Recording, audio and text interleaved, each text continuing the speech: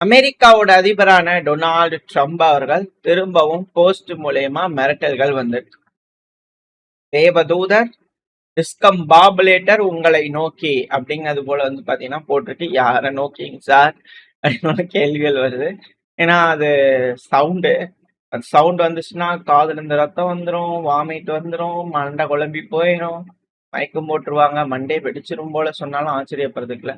அது ஏதோ ஒரு புதுவிதமான ஆயுதங்கள். நாங்க அதை வெனிசுலால பயன்படுத்துறோம். நாங்க இன்னும் ஈரான்ல பயன்படுத்துற மாதிரி தெரியல. ஒருவேளை ஈரானுக்கு தான் அனுப்புறாரா அப்படிங்கிற கேள்விகள் வரும். ஏன்னா கியூபா கொஞ்சம் ஓரளவுக்கு வழிக்கு வந்துட்டாங்க போல தெரியுது. அதுக்கான பேச்சுவார்த்தைகள் அங்க நடந்துகிட்டு இருக்கு. அதை நம்ம அடுத்த பயில பார்க்கலாம். பட் மெயினான விஷயம் ஈரான்ல என்ன நடக்குது? பேச்சுவார்த்தை நாங்களே முடிஞ்சிருச்சு, நாங்களே என்ன ஆச்சு அப்படிங்கிற கேள்விகள் இருக்கு இல்லையா? இது ட்ரம்ப் அவர்கள்ட்ட கேள்விகள் கேட்கப்படுது. ட்ரம்ப் அவர்கள் வந்து பாத்தீங்கன்னா மீடியாக்கள்ல முதல்ல வரக்கூடிய விஷயங்கள் பார்த்தலாம். ஏன்னா ஒரே செய்திய அமெரிக்கால இருக்கக்கூடிய மீடியாக்கள் தான் எப்படி சொல்றாங்கன்னு தெரிஞ்சாதான் ஒருவேளை யூரோப்ல சாரி மிடில் ஈஸ்ட்ல என்ன நடக்குது அப்படிங்கறத நம்மளால புரிஞ்சுக்க முடியும். ஏன் அப்படின்னா டொனால்ட் ட்ரம்ப் அவர்கள் request several amendments of the draft. அது ட்ரம்ப் அவர்கள் வந்து பாத்தீங்கன்னா சொல்லிக்கிறாரு, ஏங்க இந்த மெமரண்டம் ஆஃப் அண்டர்ஸ்டாண்டிங் MOU இருக்கு இல்லையா, ஸோ அதில் நிறைய மாடிஃபிகேஷன் பண்ணுங்க அந்த டிராஃப்ட்ல அப்படிங்கிறது போல சுச்சுவேஷன் ரூம் வெள்ளிக்கிழமை வந்து பார்த்தீங்கன்னா சொல்லிக்கிறாங்க. ஸோ என்ன பர்டிகுலரா அப்படிங்கிற விஷயங்கள் அஃபீஷியலா வெளியே வரல. பட் ஆனால் ஒட்டு கேட்குறவங்க, மீடியாக்கள் எட்டி பார்க்குறவங்க இது போல இருப்பாங்க இல்லையா, ஸோ அவங்க தரப்புல இருந்து வரக்கூடிய செய்திகள்.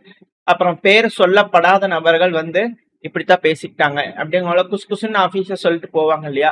ஸோ அது போல அஃபீஷியல்ஸோட தகவலின் அடிப்படையில் வரக்கூடிய செய்திகள் என்ன அப்படின்னா, ஸ்ட்ரைட் ஆஃப் ஹார்முஸை ரீஓபன் பண்ணணும். கரண்டா இருக்கக்கூடிய மெமரண்டம் ஆஃப் அண்டர்ஸ்டாண்டிங் ஈரானோட கமிட்மெண்ட் அப்படிங்கிறது நியூக்ளியர் வெப்பனை உருவாக்க கூடாது, அதை வச்சுக்கவும் கூடாது, அதை பத்தி யோசிக்கவும் கூடாது. 60 நாளுக்குள்ள வந்து பார்த்தா ஒரு விண்டோ நெகோசியேட் பண்ணணும் அந்த கமிட்மெண்ட் என்ன அப்படிங்கிறது. அதுக்கப்புறம் சாங்ஷன் ரிலீஃப். கமிட்மெண்ட் சப்போர்ட் தான் சாங்ஷன் ரிலீஃப். சீனியர் அஃபீஷியல்ஸ்ல என்ன சொல்றாங்கன்னா கான்பிடென்டா இருக்காங்களா ஒரு டீல் வந்து பாத்தீங்கன்னா ரீச் ஆயிரும் அப்படின்னு. ஸோ அந்த டீலுங்கிறது வந்து பாத்தீங்கன்னா எப்போ அப்படிங்கிறத இங்க இருக்கக்கூடிய ஒரு கேள்வி. இருக்கக்கூடிய டைம் லைன்ல அன்சர்டைனா இருக்கு. ஒரு வாரத்துல நடக்கலாம், இல்ல அதை விட கம்மியாவும் இருக்கலாம். பட் ஆனால் நடக்கும் அப்படிங்கிற சொல்றாங்க. சரி, இதுல ஒரு MOU, இந்த மெமரண்டம் ஆஃப் அண்டர்ஸ்டாண்டிங்ல நியூக்ளியர் ஆயுதம் வச்சுக்க கூடாது ஈரான், அது கமிட்மெண்ட். 60 நாள் விண்டோல வந்து பாத்தீங்கன்னா சாங்ஷன் ரிலீஃப் அப்படிங்கிற சொல்றாங்க இல்லையா. ஸோ இப்ப என்ன சொல்றாங்கன்னா, முதல்ல அவங்க கிட்ட இருக்கக்கூடிய அந்த என்ரிச் பண்ணக்கூடிய யுரேனியம், அந்த யுரேனியம் டைலூட் பண்ணணும். அதுவும் ஏதோ ஒரு அமைப்பு முன்னாடி பண்ணாதான் சாங்ஷன் ரிலீஃப். ஸோ அதாவது இது எப்படி இருக்குன்னா, அவங்க அதை செஞ்சுட்டாங்கன்னா அதுக்கப்புறம் இவங்க கொடுப்பாங்கன்னு என்ன நிச்சயம்? ஈரான் கிட்ட இருக்கக்கூடிய ஹோல்டே அதுதான். அதை செஞ்சுட்டாங்கன்னா இவங்க எப்படி இதெல்லாம் செய்வாங்கன்னு இது அப்படிங்கிற கேள்விகள் வருது இல்லையா.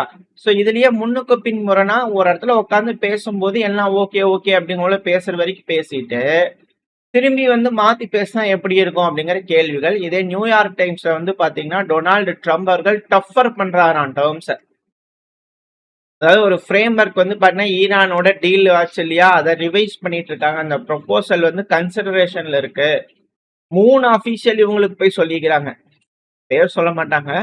எப்படி ஏதாவது பேப்பர்ல நடுவுல ஏதாவது வச்சு இந்தியன் படத்துல வர மாதிரி ஏதாவது பண்ணுவாங்களா அப்படிங்கிறது தெரியல.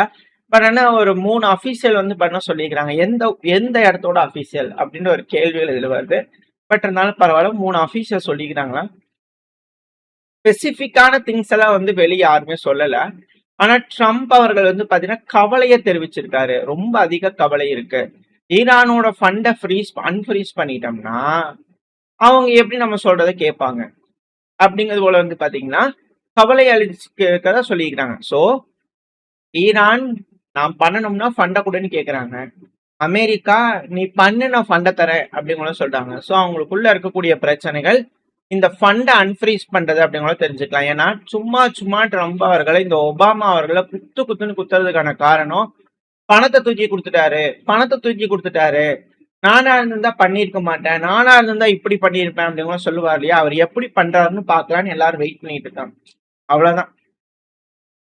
இந்த ஒரு டீல மட்டும் முடிஞ்சிச்சுன்னா குத்த வச்சு கும்முன்னு கும்முவாங்க அமெரிக்கால அப்படிங்கிற மாற்று கருத்துல அமெரிக்கால இருக்கக்கூடிய தலைவர்கள். இந்த ஒரு டீல் முடிஞ்சதுக்கு அப்புறம் என்ன மாதிரி ட்ரம்ப் அவர்களை செய்ய போறாங்க அப்படிங்கிறது வரக்கூடிய நாட்கள்ல தான் தெரியும். ஸோ வெயிட் பண்ணி பார்க்கலாம். ஆனா இப்ப ட்ரம்ப் அவர்கள் ஒரு இன்டர்வியூ கொடுத்திருக்காரு, 14 நிமிஷம் இன்டர்வியூ. அந்த இன்டர்வியூல வந்து பாத்தீங்கன்னா நம்ம தெரிஞ்சுக்கலாம், நிறைய விஷயங்கள் பேசினாங்க. பட் இந்த ரிலேட்டடா ஈரானை பத்தின விஷயங்களை நம்ம தெளிவா புரிஞ்சுக்கணும்னா இதை நம்ம பார்த்தாலே போதும். நம்ம ஒரு குட் டீலுக்கு ரொம்ப க்ளோஸா இருக்கும் ஈரானோட. இது வந்து ஃபேரா இல்ல அப்படின்னா திரும்பி வந்து பாத்தீங்கன்னா இதை நான் வார் டிபார்ட்மெண்ட் கிட்ட கொடுத்துருவேன். நல்லா புரிஞ்சுக்குங்க, ஈரான் கூட ஒரு நல்ல டீலு ரொம்ப க்ளோஸா இருக்கும். அந்த டீல் நம்மளுக்கு ஃபேரா இல்ல அப்படின்னா நான் இந்த பிரச்சனையை திரும்ப வார் டிபார்ட்மெண்ட் கிட்ட கொடுத்துருவேன். டிப்ளமேட்டிக் ஆப்ஷன்ங்கிறது பெஸ்ட் தான். ஏன்னா அக்ரிமெண்ட்டை சைன் பண்ணா இமீடியட்டா ஸ்ட்ரைட் ஆஃப் ஹார்மோஸ் ரீஓபன் ஆயிரும் நேவிகேஷனுக்கு, போக்குவரத்துக்கு.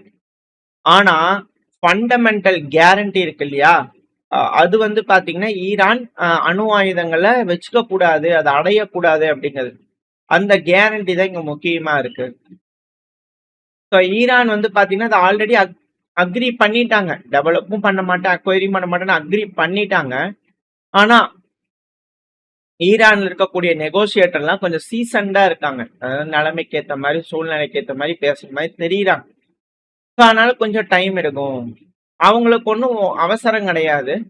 ஸோ அதனால தெஹ்ரான் ஸ்லோவா இருக்காங்க. ஸோ அதனால நம்மளும் ஸ்லோவா இருக்கு, அதனால தான் அச்சீவ் ஆக மாட்டேன். இந்த கான்ஃபிளிக்டை வந்து பாத்தீங்கன்னா என்டையரா டிஃப்ரெண்ட் வேல வந்து பாத்தீங்கன்னா அப்ரோச் பண்ணுவோம். ஏன்னா ஈரான் ரொம்ப பேடான பொசிஷன்ல இருக்காங்க. ஈரான் கிட்ட எந்த ஒரு ராணுவம் இல்ல, சும்மா ஸ்வீட்டா டாக் பண்ணிட்டு இருக்காங்க மீடியாக்கள்ல. என்ன நடந்துச்சு, ரெஜிம் சேஞ்ச் நடக்கணும் அப்படிங்கிறது போல சொல்லும் போது பல நபர்களை நம்ம எலிமினேட் பண்ணியாச்சு. இப்ப அவங்க கரண்டா இருக்கக்கூடிய மிச்ச சொச்ச இருக்கிறவங்கள வெள்ளக்கொடி தூக்கிட்டு வர்றதுதான் பாக்கி. நம்மளோட ஃபோர்ஸ் இந்த ரீஜன்ல ஸ்ட்ரைட் ஆஃப் ஹார்மோஸோ ஓபன் பண்ணியே தீர்வாங்க. நியூக்ளியர் ஃபைல் அந்த இது வந்து பாத்தீங்கன்னா ஃபைனலைஸ் ஆகியே தீரும் ஈரானோட அப்படிங்கிறது போல ட்ரம்ப் அவர்கள் பேசுறதுல நிறைய விஷயங்கள் சொல்லியிருக்காரு. இதுல ஹைலைட்டான ஒரு விஷயம், ஒரு டீலருக்கு பார்ப்போம், அது ஃபேரா வரலன்னா திரும்பி வார் டிபார்ட்மெண்ட் கொடுப்பேன். அதாவது கூப்பிட்டு பேசி பேசி ஒரு டீலை க்ளோஸ் பண்ற மாதிரி வந்து எஸ்கலேஷன். இதைத்தான் வந்து பாத்தீங்கன்னா இங்க செஞ்சுட்டு இருக்காங்க அப்படிங்கிறது புரிஞ்சுக்கலாம். இந்த பேச்சுவார்த்தை சுமூகமா வர்றது, இந்த பிரச்சனைகள் தீர்றது அப்படிங்கறதுலாம் வாய்ப்பே இல்லை. ஒன்னு அமெரிக்கா கம்ப்ளீட்டா இந்த இடத்துல தோக்கணும், அமெரிக்காவோட தோல்விங்கிறது இஸ்ரேலோட ஒரு தோல்வி, அப்பதான் இந்த பிரச்சனை முடிவு போறோம். அப்படி இல்லைன்னா ஈரானோட தோல்வி. ஈரான்ல ஆட்சி மாற்றம், ரெசா பல்லவி அவர்கள் இருக்கா இல்லையா, ஸோ அந்த ஆட்சி மன்னர் ஆட்சி அதை திரும்பவும் கொண்டு வருது. இது போல விஷயங்கள் ஈரான்ல நடக்கிற வரைக்கும் வந்து பாத்தீங்கன்னா இந்த பிரச்சனை முடியாதுப்பா, முடிய வாய்ப்பே இல்லை ரசா அப்படிங்கிறது போல அனலிஸ்டுகளோட கருத்துக்களா இருக்கு. சரி, ஏன் அந்த அளவுக்கு ஈரான் முக்கியமா அப்படிங்கிற கேள்விகள் இருக்கு இல்லையா. இதுல மெயினான விஷயம், இப்போ யுஏஇ வந்து பாத்தீங்கன்னா இனிஷியல் டேஸ்ல ஈரான் அட்டாக் பண்றதுக்கு அமெரிக்காவோட இணைஞ்சு செயல்பட்டிருக்காங்க அப்படிங்கிற செய்திகள் நிறைய வந்துகிட்டு இருக்கு. ஏன் யுஏஇ, ஏன் ஈரான் யுஏஇ அடிக்கிறாங்க அப்படின்னா, யுஏஇயோட போர்ட்லாம் வந்து பாத்தீங்கன்னா அதிகப்படியான இழப்புகளை சந்திக்கும். Once Iran Pakistan land corridor அப்படிங்கறத ஆக்டிவேட் ஆயிடுச்சுன்னா இந்த ரீஜியன்ல இருக்கக்கூடிய வர்த்தகமே மொத்தமா வந்து பாத்தீங்கன்னா மாற்றி அமைக்கப்படும், ரீஷேப் ஆகும் அப்படிங்கிற சொல்றாங்க. ஏன் அப்படின்னா புதுசா ஒரு லேண்ட் காரிடார் ஆக்டிவேட் ஆயிட்டு இருக்கு ஈரானுக்கும் பாகிஸ்தானுக்கும். இந்த ஒரு லேண்ட் காரிடார் மட்டும் ஒர்க் ஆயிடுச்சு அப்படின்னா யுஏஇயோட மேரிடைம் மோனோபோலி, அதாவது கடல் வணிகத்தோட தன்னிச்சையா தன்னிகரற்ற ஆட்சியை வந்து பாத்தீங்கன்னா யுஏஇ அந்த பகுதியில வச்சிருந்தாங்க மேற்கு ஆதிக்கத்தோட. இப்ப அந்த போக்குவரத்து அப்படிங்கிறது பைபாஸ் ஆக ஆரம்பிச்சிடும். ஒன்ஸ் அது நடந்துருச்சு அப்படின்னா ஸ்ட்ரைட் ஆஃப் ஹார்மோஸை பைபாஸ் பண்ணிட்டாங்கன்னா சைனாக்கும் ஈரானுக்கும் நடுவுல $60 பில்லியன் அளவுக்கான எக்கனாமிக் காரிடோர் உருவாயிரும். இது சைனா பாகிஸ்தான் ஈரான் மட்டும் இல்லாம இந்தியா பாகிஸ்தான் ஈரானும் மாறிடும். ஸோ ஒட்டுமொத்த ஆசியாவும் வந்து பாத்தீங்கன்னா கடல் வழி வணிகத்தை விட்டுட்டு நிலவழி வணிகம் அப்படிங்கறதுல மாறிடுவாங்க. ஸோ இப்ப இந்த ஸ்ட்ரைட் ஆஃப் ஹார்மோஸ் ஓப்பன் ஆகும்னு நீங்க நினைக்கிறீங்க? இது போல செய்திகள்லாம் கேட்கும்போது உங்களுக்கு ஓப்பன் ஆகும்னு தோணுதா அப்படிங்கிற கேள்வி. ஏன்னா நேரா ஈரானுக்கு போச்சுன்னா ஈரானோட கிழக்கு பகுதிகளில் அமெரிக்காவோட நட்பு நாடுகள் இஸ்ரேல்னால தொடக்கூட முடியல. F-35 தட்டிடுறாங்க. ஸோ அதனால பண்ணா அவங்களால எதுவும் செய்ய முடியாது. டேங்கர் ரக விமானம்லாம் தொலைதூரத்துல இருக்கு, ஈராக்கு கூட கொண்டு வர முடியல.